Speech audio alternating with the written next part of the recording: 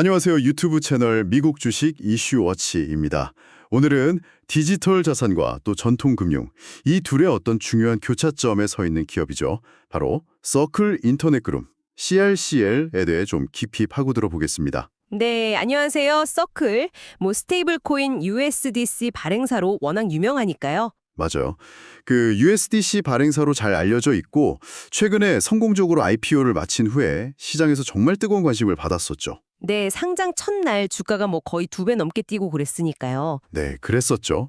그런데 이제 곧 8월 12일에 2분기 실적 발표를 앞두고 있는데 뭐랄까, 이 기업을 둘러싼 신호들이 좀 상반되는 것 같아요.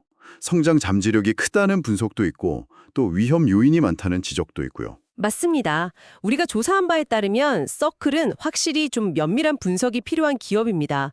단순히 표면적인 성장세만 봐서는 안 되고 그 이면에 있는 구조적인 문제들을 좀 들여다볼 필요가 있어요. 네, 그래서 오늘 저희가 좀 깊이 들어가 보려는 거죠. 이 혁신적인 핀테크 기업의 성장 가능성과 또 기회 요인, 그리고 동시에 존재하는 어떤 위험 요인과 단기적인 도전 과제들까지 균형 있게 한번 짚어보는 게 오늘 우리의 목표입니다. 정말 흥미로운 이야기가 될 것 같습니다. 네, 근데 너무 흥미 위주로만 가서는 안 될 것 같고요. 특히 이 회사의 비즈니스 모델 자체가 금리 변화에 매우 민감한 구조라는 점, 이걸 먼저 좀 강조하고 싶네요. 아, 네, 그 부분 중요하죠. 그리고 IPO 이후에 주가가 보여준 그 극심한 변동성, 또 높은 밸류에이션에 대한 부담감 이런 것들도 상당합니다. 다가오는 실적 발표 역시 매출 성장 전망은 나쁘지 않은 것 같은데 주당 순이익, EPS는 오히려 부정적일 수 있다는 예측까지 나오고 있거든요. EPS가 부정적일 수 있다. 네, 그러니까 단순히 성장성만 볼 게 아니라 그 안에 내재된 위험 요인들, 그리고 단기적으로 넘어야 할 과제들을 좀 냉철하게 짚어볼 필요가 있다는 겁니다. 알겠습니다. 그럼 우선 회사 개요부터 좀 살펴볼까요? 서클이 어떻게 시작했고 지금의 핵심 비즈니스가 뭔지 기본적인 내용부터 좀 정리해보죠. 네, 그럽시다. 서클은 2013년에 제레미 알레어하고 션 네빌이라는 사람이 설립했죠. 네, 초기에는 비트코인 결제 서비스 같은 걸로 시작했던 걸로 아는데 이게 스테이블 코인 발행으로 성공적으로 좀 전환을 한 케이스죠. 맞아요. 지금 서클의 핵심은 역시 미국 달러의 1대1로 가치가 연동되는 스테이블 코인 USDC입니다. 이게 사실상 서클의 전부라고 해도 과언이 아니죠. 그렇죠. 그 USDC가 지금 전 세계에서 두 번째로 큰 스테이블 코인이잖아요. 테더 다음으로. 네, 규모 면에서는 그렇죠. 다양한 블록체인 네트워크 위에서 아주 널리 사용되고 있고요. 서클의 2025년 1분기 실적을 보면 이런 성장이 아주 뚜렷하게 나타납니다. 제가 좀 구체적인 수치를 말씀드리면 매출이 전년 동기 대비해서 무려 59%나 증가했어요. 5억 7,900만 달러를 기록했고요. 59% 증가면 상당하네요. 네, 그리고 조정 EBITDA, 그러니까 이자, 세금, 감가상각비 차감 전 영업이익이죠. 이것도 60% 증가한 1억 2,200만 달러를 기록했습니다. 성장세가 정말 가파르죠. 매출하고 조정 EBITA 성장률은 확실히 인상적이네요. 그리고 더 중요한 지표가 바로 USDC 유통량 자체인데요. 이게 2024년 5월에 323억 달러 수준이었는데 1년 만인 2025년 5월에는 610억 달러로 거의 2배 가까이 늘었습니다. 유통량이 2배로 늘었다. 네. 그리고 USDC를 10달러 이상 보유한 지갑, 이걸 이제 유의미한 지갑이라고 부르던데 이 숫자도 전년 대비 57%나 증가해서 490만 개에 달합니다. 이건 USDC에 대한 강력한 수요와 채택이 계속 확대되고 있다는 걸 명확히 보여주는 지표라고 할 수 있겠죠? 네, 그 성장세 자체는 부인할 수 없습니다. USDC가 시장에서 확실히 자리를 잡았고 수요도 꾸준히 늘고 있다는 점은 인정해야죠. 하지만 여기서 우리가 좀 더 깊이 봐야 할 것은 바로 그 성장의 이면, 즉 핵심 비즈니스 모델의 취약점입니다. 아, 그 금리 민감성 말씀하시는 거죠? 정확합니다. 서클의 주 수익원이 어디서 나오는지 아시나요? 고객들이 USDC를 사려고 예치한 달러를 서클이 가지고 있다가 그걸 미국 단기국채 같은 안전자산에 투자해서 얻는 이자 수익. 이게 핵심 아닌가요? 맞습니다. 2024년 기준으로 서클 전체 수익의 거의 99%가 바로 이 준비금 운용 수익에서 나왔어요. 99%요? 와, 거의 전부네요. 네, 그러니까 고객에 맡긴 돈을 굴러서 이자를 버는 게 주수입원이라는 거죠. 이게 지난 몇 년간 고금리 환경에서는 굉장히 유리했습니다. 금리가 높으니까 당연히 이자 수익도 많이 났겠죠. 그렇죠. 금리가 높을 때는 앉아서 돈 버는 구조처럼 보일 수도 있겠네요. 하지만 문제는 이 구조가 금리가 내려가기 시작하면 반대로 수익이 직접적으로 아주 즉각적으로 감소한다는 겁니다. 금리에 너무 의존적인 어떻게 보면 좀 외줄타기 같은 수익 모델인 거죠. 그 위험성은 명확하네요. 근데 지금 금리 인하 가능성이 그렇게 높은가요? 아주 높습니다. 실제로 CME 페드워치 툴이라고 선물 시장 참가자들이 예상하는 금리 변화 확률을 보여주는 지표가 있거든요. 이걸 보면 당장 다음 달 9월에 연준이 금리를 인하할 가능성이 거의 90%에 육박하고 있어요. 90%요?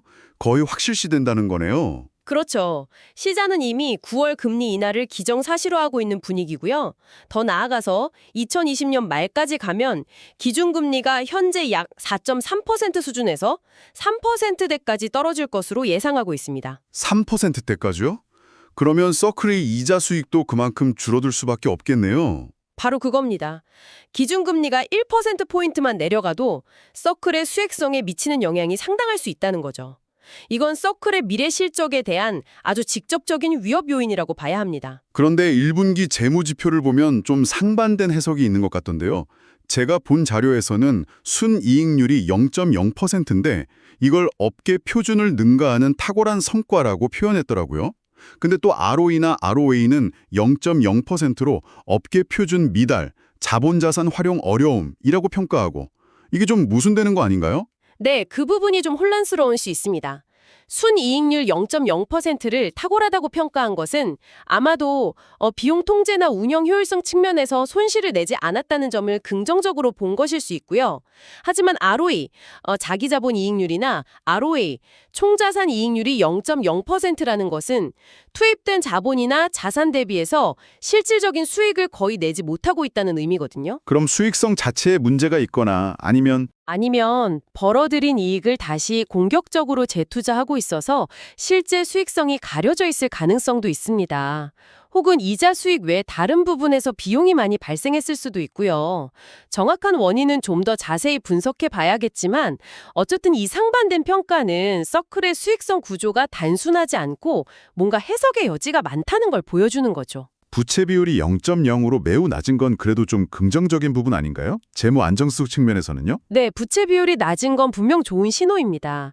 재무 건전성은 상대적으로 양호하다고 볼 수 있죠. 하지만 아무리 재무 구조가 탄탄해도 핵심 수익 모델 자체가 이렇게 금리 변화에 취약하다면 그 위험성이 훨씬 더 크다고 봐야 합니다. 재무 안정성이 수익성 악화를 다 막아주지는 못하거든요. 확실히 그 금리 리스크는 심각하게 받아들여야 할 것 같네요. 그럼 서클도 이런 문제를 모르진 않을 텐데 뭔가 수익 다각화를 위한 노력은 하고 있겠죠. USDC 준비금 이자 수익 말고 다른 수익원을 만들려는 시도요. 네, 당연히 하고 있습니다. 그 부분도 한번 살펴보죠. 서클이 USDC 외에 어떤 다른 제품이나 서비스를 가지고 있는지. 우선 유로화에 연동되는 스테이블 코인, URC도 있지 않습니까? 이것도 조금씩 성장세를 보이고 있다고 들었는데요. 네, USDC가 있긴 하죠. 근데 아직 USDC에 비하면 규모가 아주 작습니다. 유의미한 수익 기여를 하기에는 아직 좀 시간이 필요해 보이고요. 그리고 글로벌 결제나 송금을 위한 서클 페이먼트 네트워크, CPN이라는 것도 개발하고 있고 또 여러 블록체인 간에 USDC를 쉽게 옮길 수 있게 하는 크로스체인 전송 프로토콜, CCTP 같은 기술 인프라도 구축하고 있죠. 이건 좀 장기적인 관점에서 중요한 역할을 할 수 있지 않을까요? CPN이나 CCTP 같은 인프라 기술은 중요합니다. 특히 CCTP는 서로 다른 블록체인 생태계를 연결하는 다리 역할을 할 수 있으니까요. 잠재력은 있다고 봅니다. 하지만 이것들이 당장 어떻게 직접적인 수익으로 연결될지는 아직 명확하지 않아요. 수수료 모델이 어떻게 될지, 시장에서 얼마나 채택될지 등이 관건이겠죠? 기업 고객들을 위한 솔루션도 있지 않나요? API를 제공한다거나 대량으로 USDC를 발행하고 상환할 수 있는 서클 민트 같은 서비스요. 그리고 규제 준수 관련 엔진 같은 것도 제공한다고 하던데. 네, 그런 B2B 솔루션들도 제공하고 있습니다. 기업들이 USDC를 좀 더 쉽게 활용할 수 있도록 지원하는 서비스들이죠. 이것들은 아마 서비스 이용료나 라이선스 형태로 수익을 창출할 수 있을 겁니다. 최근에는 해시노트라는 회사를 인수해서 토큰화된 머니마켓 펀드 USYC도 출시했잖아요. 이건 자산운용 분야로 사업을 확장하려는 시도로 보이는데 이 부분을 어떻게 보시나요? 해시노트 인수와 USYC 출시는 확실히 주목할 만한 움직임입니다. 전통 금융상품인 MMF를 토큰화해서 블록체인 위에서 거래할 수 있게 만든다는 건데 이건 잠재적으로 기관 투자자들의 자금을 유치할 수 있는 새로운 통로가 될 수 있죠. 자산운용 분야로의 확장은 긍정적인 방향이라고 생각합니다. 이런 여러 가지 노력된 덕분에 아까 말씀하신 그 준비금 이자 외 수익, 그러니까 비준비금 수익의 비중이 조금씩 늘고는 있는 거죠? 네, 수치상으로는 그렇습니다. 2024년 1분기에는 전체 수익의 1%에 불과했던 비준비금 수익 비중이 2025년 1분기에는 4%까지 증가했어요. 1%에서 4%로 4배 증가한 거네요. 이건 그래도 금리 의존도를 줄이고 장기적인 지속 가능성을 확보하려는 어떤 성공적인 초기 단계라고 볼 수 있지 않을까요? 성공적인 초기 단계라고 평가하기에는 아직 좀 이른 감이 있습니다. 물론 방향 자체는 맞고 노력하는 모습은 긍정적이에요. 하지만 냉정하게 봐야 할 것은 그 비중이 여전히 전체 수익의 4%에 불과하다는 사실입니다. 96%는 여전히 금리에 민감한 준비금 이자 수익이라는 거죠. 4%는 아직 미미하다는 말씀이시군요. 그렇죠. 앞으로 금리가 인하돼서 핵심 수익이 줄어들 가능성이 높은데 이 4%짜리 신규 수익원들이 과연 그 감소분을 얼마나 상쇄해 줄 수 있을까요? 저는 아직은 턱없이 부족한 수준이라고 봅니다. 이 새로운 수익원들이 정말 의미 있는 규모로 성장하기까지 얼마나 시간이 걸릴지, 그리고 실제로 핵심 수익 모델의 취약성을 얼마나 효과적으로 보완해 줄 수 있을지는 여전히 불확실성이 크다는 겁니다. 결국 다각화 노력이 있긴 하지만 아직은 갈 길이 멀다. 이렇게 정리할 수 있겠네요. 네, 맞습니다. 서클의 재무 성과는 현재로서는, 그리고 예측 가능한 가까운 미래에도 압도적으로 USDC 준비금 이자 수익에 좌우될 수밖에 없다는 현실을 직시해야 합니다. 알겠습니다. 그럼 다음으로 넘어가서 서클의 또 다른 강점으로 꼽히는 파트너십 네트워크와 규제 환경에 대해서 좀 이야기해 볼까요? 이 부분은 그래도 좀 긍정적인 측면이 많지 않나요? 네, 한번 살펴보죠. 일단 파트너십을 보면 USDC를 공동으로 발행한 코인베이스는 뭐 말할 것도 없고요. 결제 분야의 거물인 비자나 스트라이프와도 협력하고 있죠. 네, 그 파트너십들은 상당히 인상적이죠. 그리고 또 세계 최대 자산운용사인 블랙록과도 파트너십을 맺고 있다는 점. 이게 특히 중요해 보이는데 블랙록이 USDC 담보자산의 대부분을 관리해주고 있다는 거잖아요.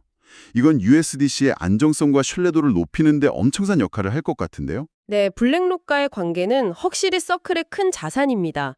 세계 최대 자산운용사가 준비금을 관리해준다는 것은 특히 기관 투자자들에게 상당한 신뢰를 줄 수 있는 요인이죠. 준비금 관리가 투명하고 안전하게 이루어지고 있다는 인식을 심어줄 수 있으니까요. 그 외에도 쇼피파이나 산탄데르 은행 같은 다양한 분야의 기업들과도 협력 관계를 맺고 있고요.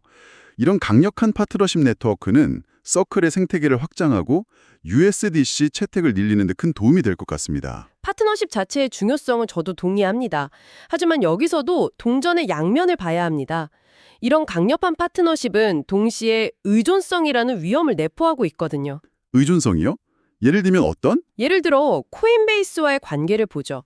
USDC를 공동으로 발행하고 있고 아마 수익도 일정 비율로 나누고 있을 텐데요. 일부 분석에서는 이 수익 공유 계약이 서클의 수익성에 구조적인 부담으로 작용하고 있다고 지적하기도 합니다.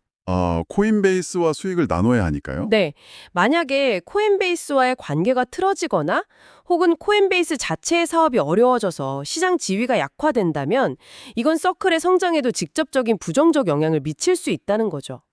특정 파트너에 대한 의존도가 너무 높으면 그 자체로 리스크가 될 수 있습니다. 일리 있는 지적이네요. 모든 파트너십이 다 긍정적인 측면만 있는 건 아니군요. 그럼 규제 환경은 어떤가요? 서클은 규제 준수에 굉장히 선제적이라는 평가를 받잖아요. 네, 그 점을 확실히 서클의 강점 중 하나입니다. 다른 암호화폐 기업들에 비해 규제 당국과의 관계 설정이나 라이센스 확보에 상당히 공을 들였죠. EDF에서 최초로 비트 라이센스를 받은 기업 중 하나였고 그 외에도 영국이나 싱가포르 같은 주요 금융 허브에서도 라이센스를 확보했죠. 지금 미국 내 49개 주에서 운영 라이센스를 보유하고 있다고 하고요. 네, 그런 규제 준수 노력은 특히 경쟁사인 테도 같은 곳과 비교를 했을 때 확실한 차별점이자 경쟁 우위, 일종의 혜자를 제공한다고 볼 수 있습니다. 그렇죠. 아무래도 규제를 잘 지키는 기업이 기관 투자자들이나 전통 금융기관들이 보기에 훨씬 더 신뢰가 가고 협력하기도 쉽겠죠. 맞습니다.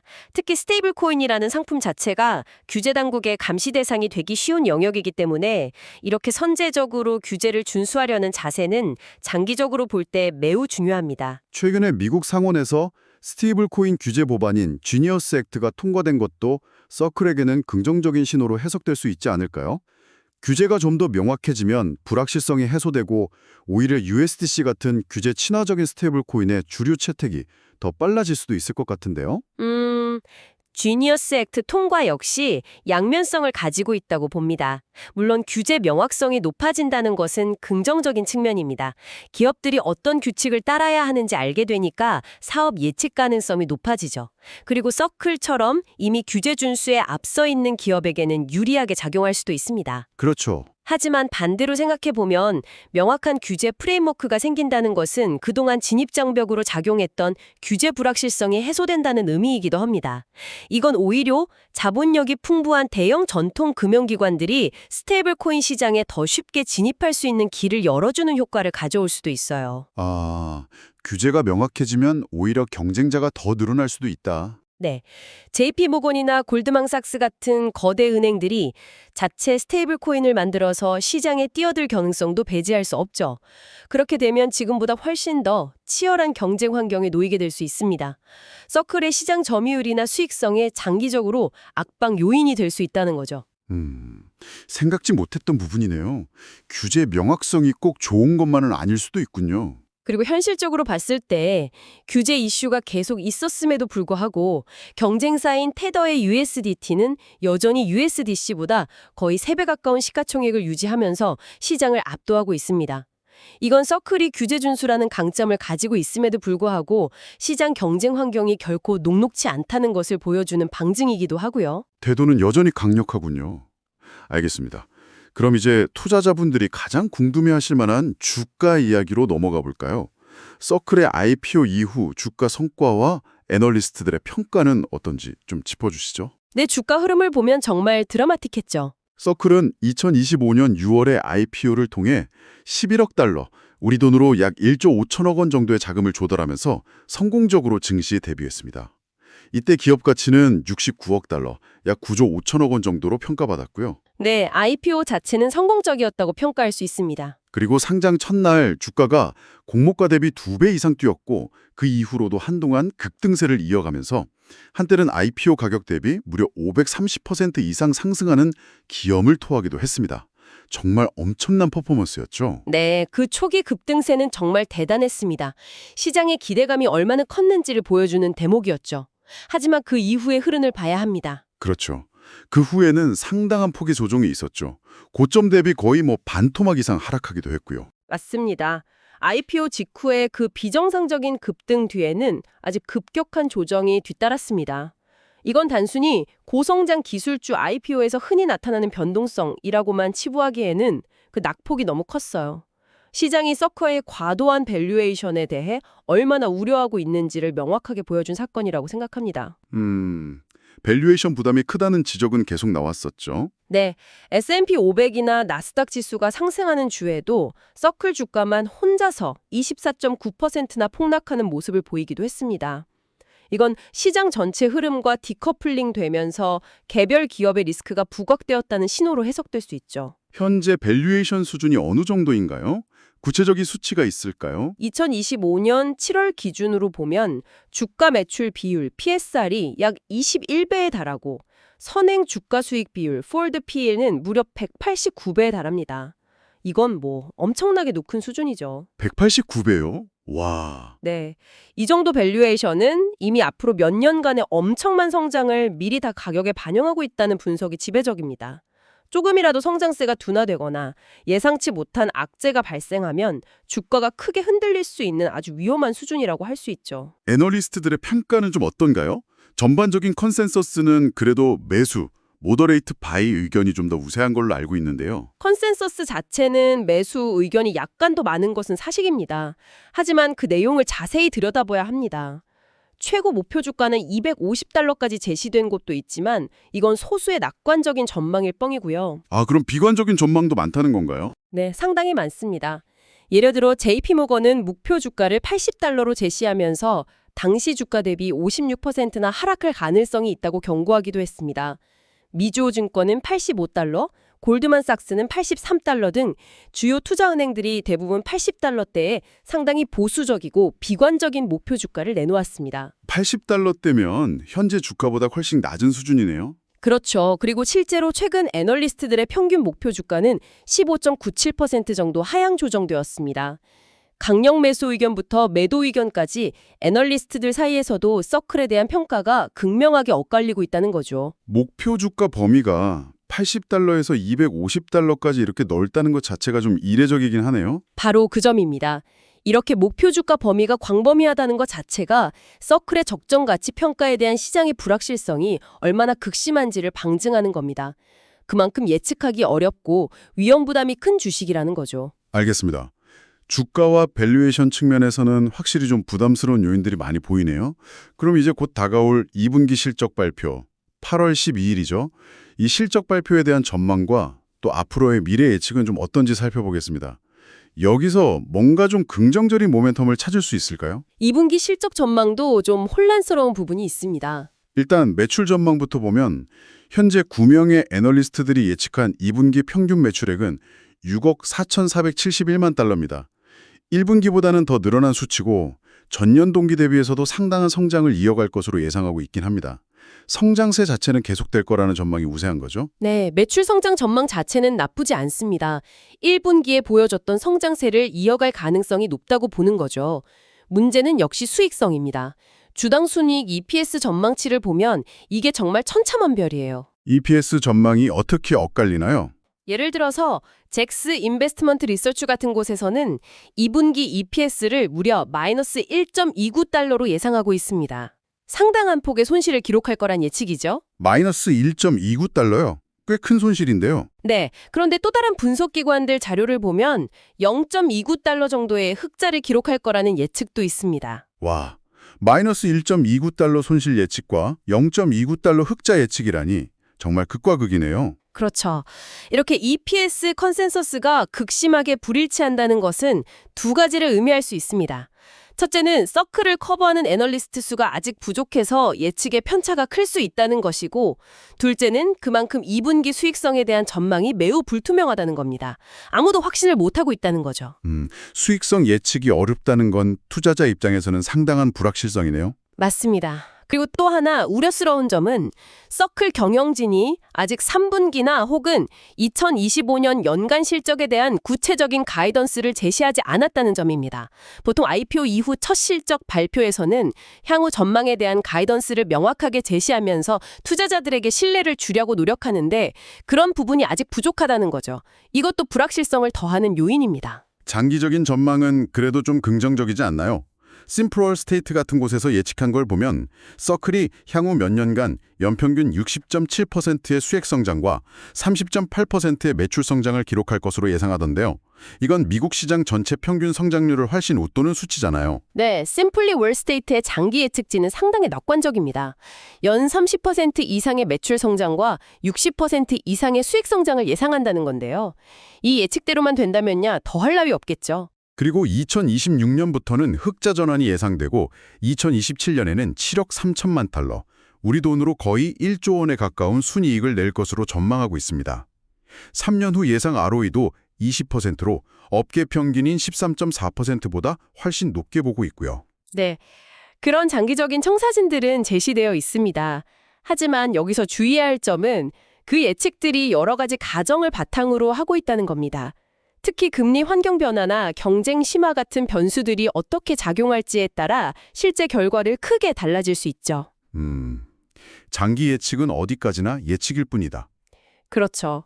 그리고 당장 2025 회계연도 전체 실적 전망치를 보면 여전히 4,400만 달러 정도의 순손실을 기록할 것으로 예상되고 있습니다.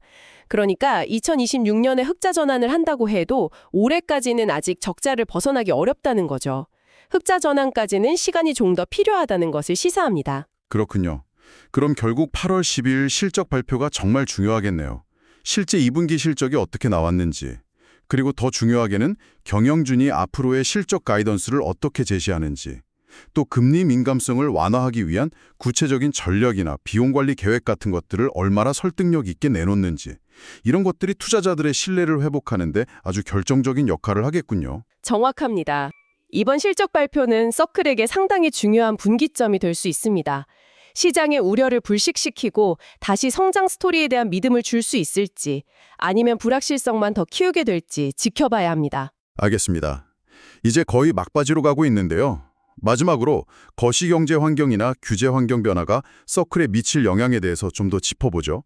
특히 최근에 미국에서 나온 움직임 중에 좀 주목할 만한 게 있었죠. 네, 몇 가지 중요한 변화들이 있습니다. 바로 그 401k 퇴직연금 플랜 내에서 암호화폐 투자를 허용하는 방향으로 움직임이 있다는 소식인데요.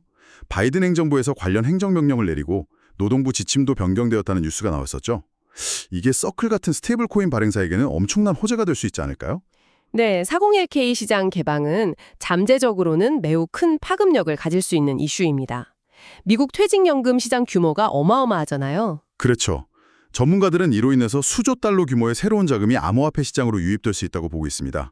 그렇게 되면 당연히 비트코인이나 이더리움 같은 주요 암호화폐뿐만 아니라 가치 변동성이 적고 상대적으로 안정적인 스테이블 코인, 특히 규제를 잘 준수하는 USDC에 대한 수요가 폭발적으로 증가할 수 있다는 분석이 나오더라고요. 네, 이론적으로는 그렇습니다.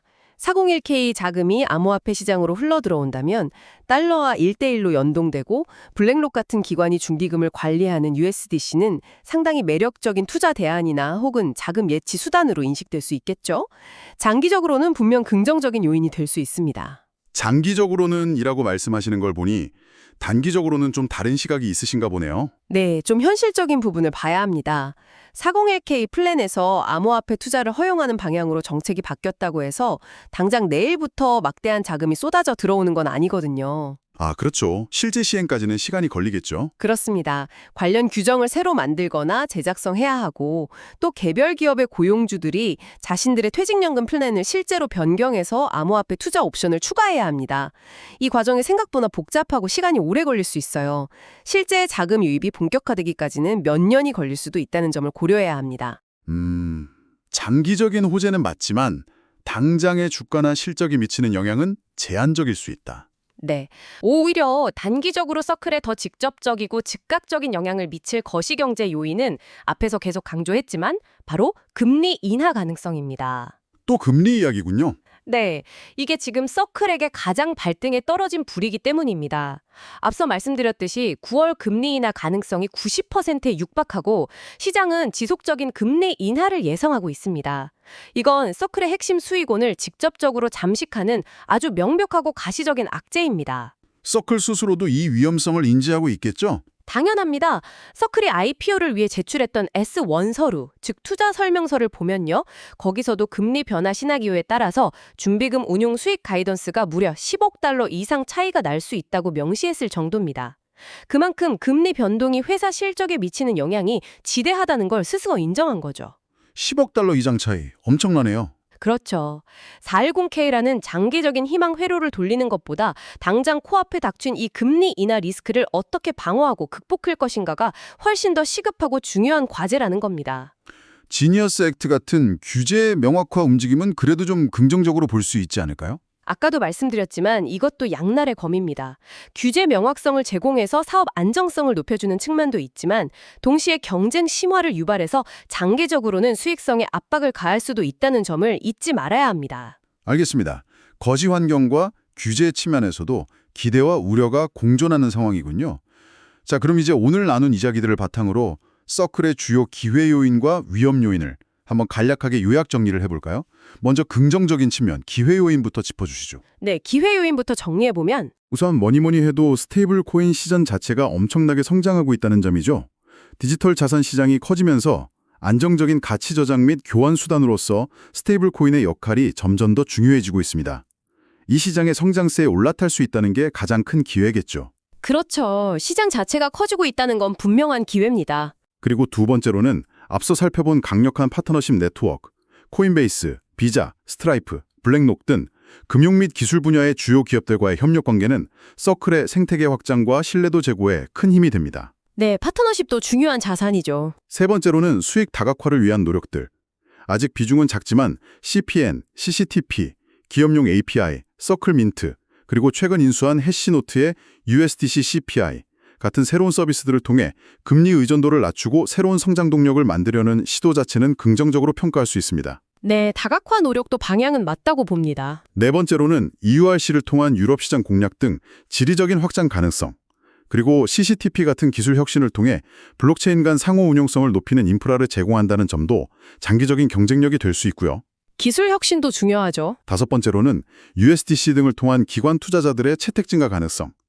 기관 자금이 유입되면 USDC의 유통량과 안정성이 더욱 커질 수 있습니다. 기관 채택 확대도 잠재적인 기회 요인입니다. 마지막으로 앞서 논의했던 401K 투자 허용 움직임이나 제니어스 액트 통과 같은 우호적인 규제 환경 변화 가능성. 이런 것들이 실현된다면 서클에게는 큰 기회가 될 수 있습니다.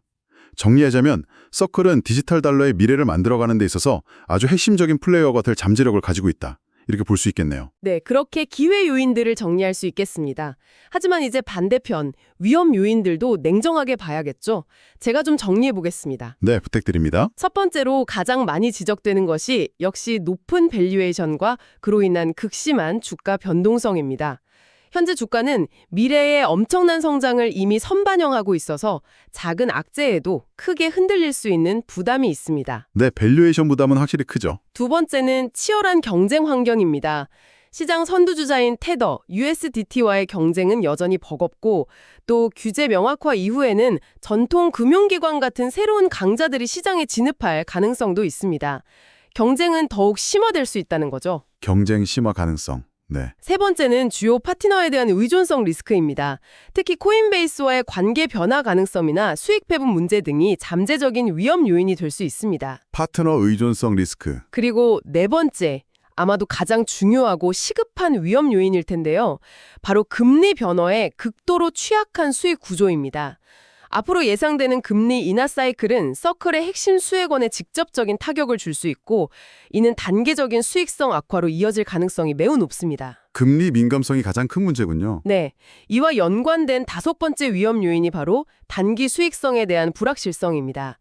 2분기 EPS 전망치가 극명하게 엇갈리고 회사 측의 명확한 가이던스도 부재한 상황이라 당분간 실적에 대한 불안감이 지속될 수 있습니다. 네, 이렇게 보니 위험 요인들도 정말 만만치가 않네요. 그렇죠. 기회와 위험이 아주 뚜렷하게 공존하고 있는 상황입니다. 이제 마무리를 좀 해볼까요? 네, 정리를 좀 해보죠. 정리하자면 서클 인터넷 그룹은 스테이블 코인 USDC를 중심으로 디지털 자산과 전통 금융 시스템을 연결하는 매우 중요한 역할을 하는 혁신적인 기업임에는 틀림없습니다. USDC의 강력한 성장세, 주요 기업들과의 탄탄한 파트너십, 그리고 규제 준수를 위한 선제적인 노력 등은 장기적인 성장 가능성을 분명히 보여주는 부분입니다. 네, 그런 강점들이 있죠. 특히 스테이블 코인 시장 자체가 계속해서 확대되고 있고 또 401K 개방 가능성과 같은 거시적인 흐름들은 서클에게 큰 기회가 될 수 있다는 점도 주목해야 합니다. 하지만 동시에 오늘 저희가 계속 강조했던 것처럼 서클은 금리 변화에 매우 민감한 수익 모델이라는 근본적인 약점을 안고 있습니다. 여기에 더해 높은 밸류에이션에 대한 부담, 테더를 비롯한 경쟁사들과의 치열한 경쟁 환경, 그리고 단기적인 수익성에 대한 불확실성 등 해결해야 할 만만치 않은 도전 과제들에도 직면해 있습니다. 네, 성장 잠재력과 위험 요인이 정말 뚜렷하게 공존하는 복잡한 상황이라고 할 수 있겠네요. 그렇습니다. 따라서 서클에 대한 투자를 고려하시는 분들이라면 이 기업이 가진 밝은 미래에 대한 기대와 함께 동시에 존재하는 여러 가지 위험 요인들, 특히 금리 민감성 문제와 밸류에이션 부담, 경쟁 상황 등을 반드시 신중하게 고려하셔야 합니다. 앞으로 발표될 2분기 실적과 그에 따른 경영진의 향후 전략 발표 내용을 면밀히 검토하는 것이 투자 결정에 있어서 매우 중요할 것 같습니다. 네, 맞습니다. 결론적으로 서클은 디지털 금융의 미래에 중요한 역할을 할 잠재력을 가진 매력적인 기업이지만 동시에 투자 결정 전에 반드시 확인하고 넘어가야 할 중요한 위험 요인들도 안고 있다는 점을 강조하고 싶습니다. 오늘 저희가 분석해드린 내용은 정보 제공을 목적으로 하며 특정 종목에 대한 매수 또는 매도 추천이 아님을 분명히 밝힙니다. 모든 투자에 대한 최종 판단과 결정은 청취자 여러분 각자의 책임하에 신중하게 이루어져야 합니다. 또한 이 분석은 저희가 참고한 자료와 AI 기술을 활용하여 생성된 정보에 기반하고 있으므로 실제 정보와는 일부 차이가 있을 수 있다는 점 유의해 주시기 바랍니다. 네, 오늘 미국 주식 이슈워치에서 준비한 서클 인터넷 그룹 심층 분석은 여기까지입니다. 청취해 주셔서 감사합니다. 감사합니다.